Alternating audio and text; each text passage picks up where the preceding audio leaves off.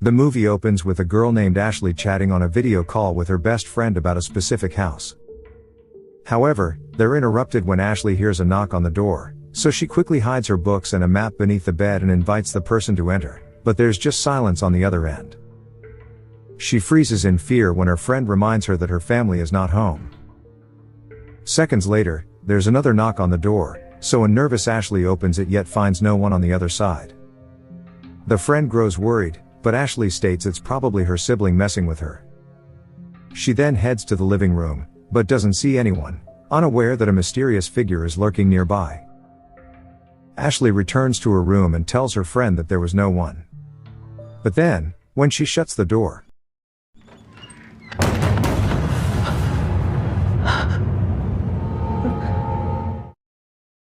the scene then abruptly cuts to a couple, Chuck and Maria, touring a house with their realtor, Bonnie.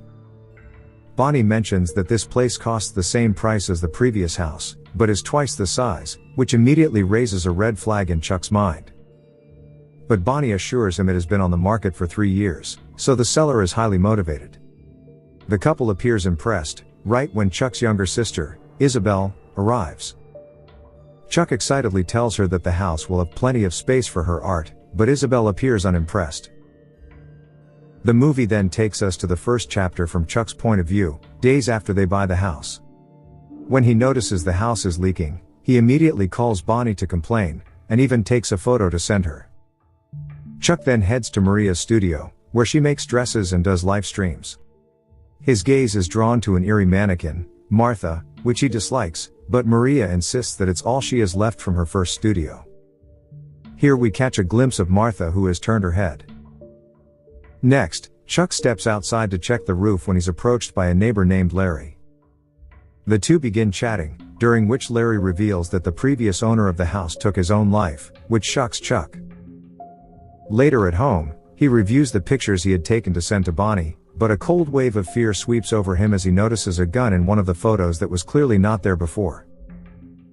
The next morning, Chuck wakes up and sees something shocking outside the house, and immediately informs Maria. He then heads downstairs, where we notice Martha standing eerily under a tree. Larry approaches to see what happened, but Chuck brushes it off, saying his sister probably put the mannequin outside as a prank. Larry then reveals that Maria had told him about Isabel struggling to cope after her mother's car accident. To add, this town has a history of people taking their own lives, and those struggling with depression are especially vulnerable to someone called her. Chuck wonders what her means, but Larry suggests he read the town's history at the local library and leaves. In the afternoon, a curious Chuck heads to the library to look for information on the town. But there, he's bewildered to see a stack of books suddenly topple onto the floor, since they weren't there moments before. He then comes across a distressed Ashley, who is crying alone. She pleads with him to put the book down and leave the town, but Chuck doesn't understand what she's trying to say. He asks if she needs any help, but she denies it. As Chuck leaves the library, he notices a poster for a community called Friends of Gardening, which piques his interest. The next evening, Chuck arrives at the Friends of Gardening meeting, where he meets Larry and a few other townspeople. However, it quickly becomes apparent that the meeting is not about gardening, but something else. We then learn that Ashley took her own life last night, and the group fears that more disasters are about to come. They discuss how everyone in town has lost their loved ones to someone called her, and warn that even if they flee the town, she will never leave them. Upon hearing all this, a confused Chuck asks who they are talking about, and why they keep saying her. A man reveals that they are speaking of Helen Foster, a woman who has been inflicting terror in the town for decades. That is why this meeting is held in secret, and people avoid saying her name for fear of being hurt. Here, the group explains that the only way to stop her is to find 825 Forest Road, where Helen lived in the 1940s, and where she took her own life. But no one can locate the place anymore, as it has been erased from all public maps. Amid the discussion, Larry notices someone's presence on the stairs. When he approaches, he glimpses Helen's ghost drifting eerily across the hallway. Panic grips him, so he signals the others, at which point the group abruptly ends the meeting, and rushes out. As they leave, Chuck notices a chilling figure sitting alone in the church.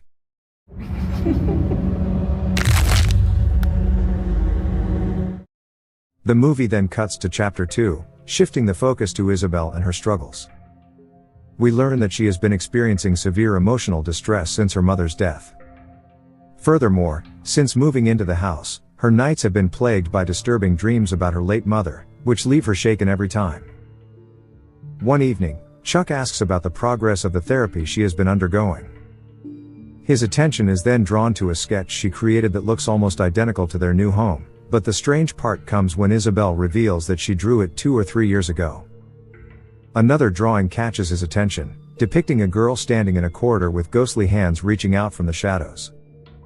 The siblings then begin discussing their late mother, recalling how she used to stack dishes into a pyramid, and leave a note that said, "They won't put themselves away." Days later, Isabel is visited by her new school friend, Luke, whom she takes to her room. The curious girl begins asking him about the town, and he reveals that the place has long been rumored to be haunted.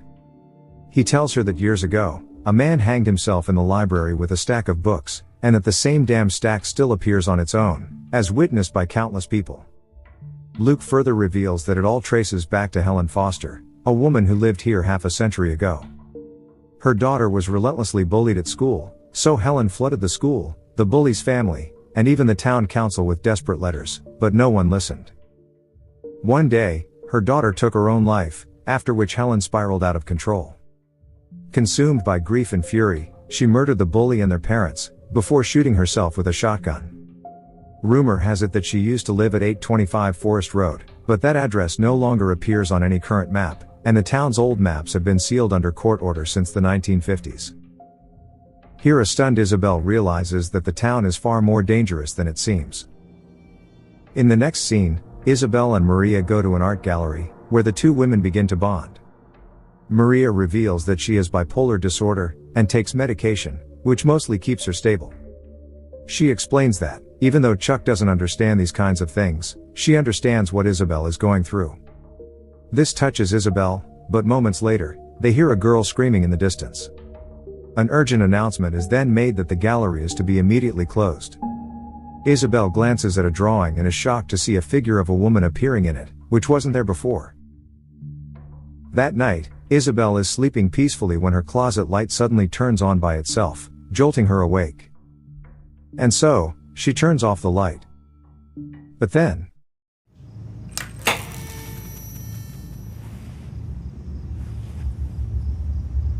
the annoyed girl then ends up removing the bulb, which she places on her bedside table.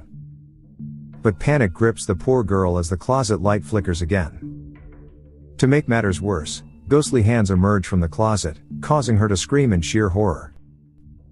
Fortunately, it was just a nightmare, but a shiver of terror runs through Isabel when she sees the bulb lying on her bedside table. Sometime later, Isabel meets with Luke, and confides that her nightmares are growing increasingly worse. She wants to find Forest Road, but Luke strongly advises against it. He reveals that, according to rumors, Ashley and her friends were also looking for the house, and she may have found it, after which disturbing things began happening to her. Just then, Isabel gets a call from Chuck asking her to come home, as he wants someone to stay with Maria.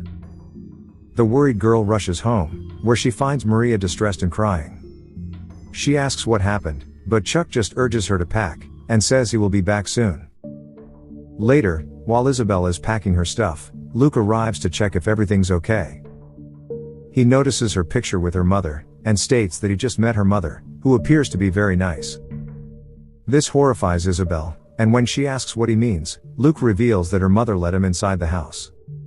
The shocked girl reveals that her mother is dead, but he claims it's the same woman in the photo, and she even introduced herself as Isabel's mother. The two begin to worry, and they soon hear a shattering sound from downstairs. The duo carefully walks down the hall, but there's no one there.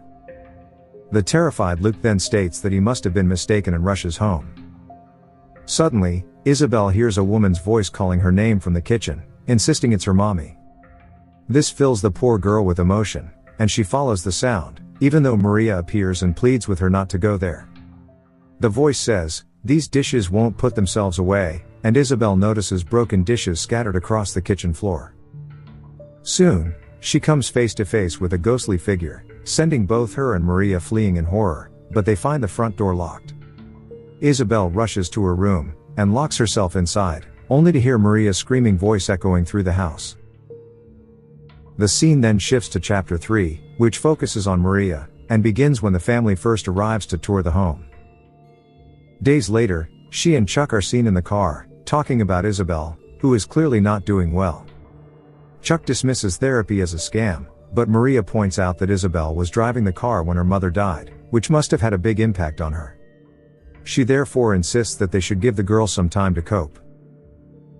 Later at home, Maria notices Chuck reading the town's history, and he reveals that in 1953, all the town's street names were changed, and its borders were redrawn. Their house had originally been listed as 15 Rose Lane. And then, when Maria heads to the kitchen, she finds dishes oddly stacked with a note on top reading, "They won't put themselves away." She assumes Isabel did it, and asks Chuck to tell Isabel to put the dishes away. Days later, Maria is doing a live stream in her studio, right when we notice the mannequin, Martha's, hands moving behind her. She soon receives a call from her sister, who likely wants to warn her about the strange situation, but Maria ignores it.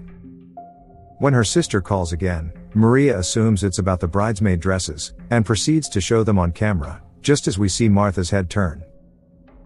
Moments later, she receives a text from a friend, warning her to get out of the house immediately. Maria doesn't think much of it, but this is when she realizes that the mannequin is gone, right before a loud crash is heard in the distance, so Maria carefully steps outside. To her horror, she notices Martha standing inside another room. And then all of a sudden,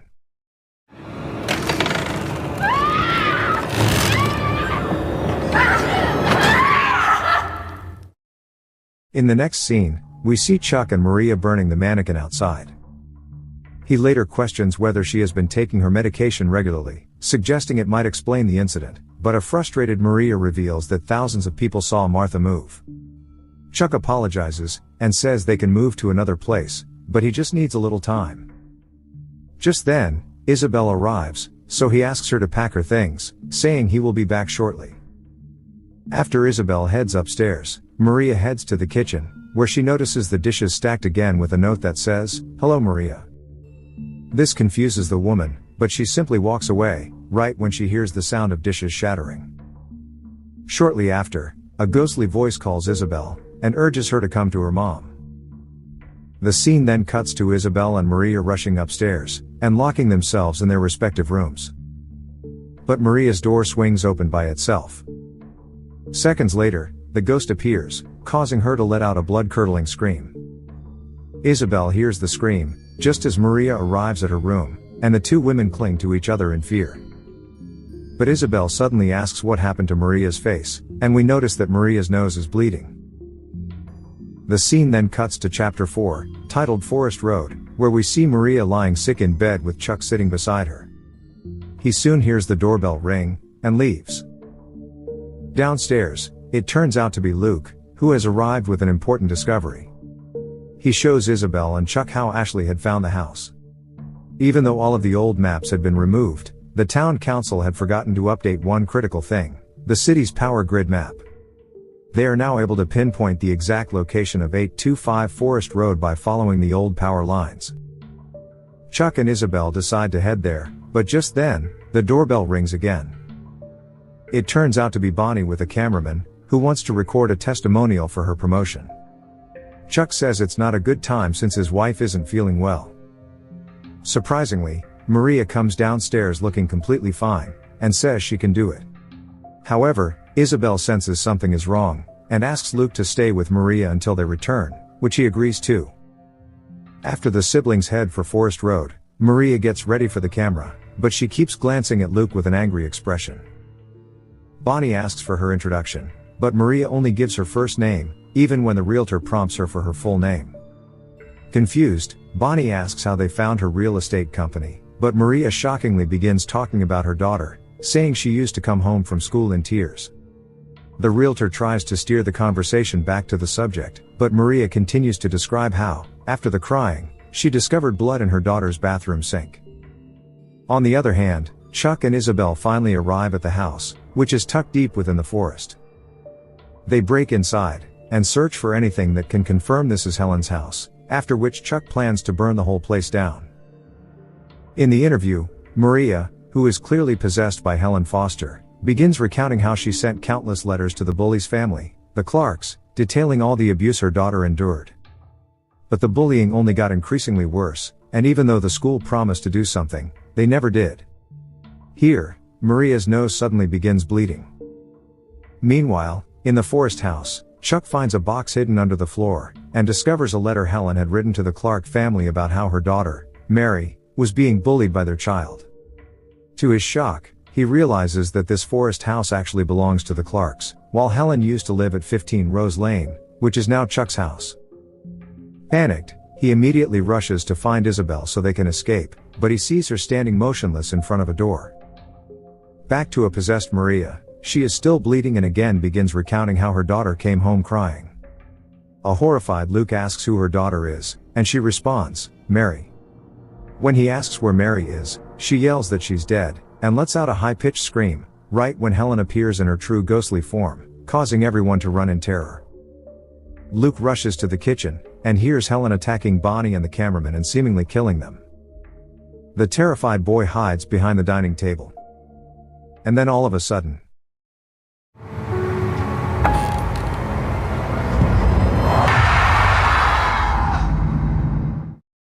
in the Forest house, Isabel apologizes, saying she had already seen this before.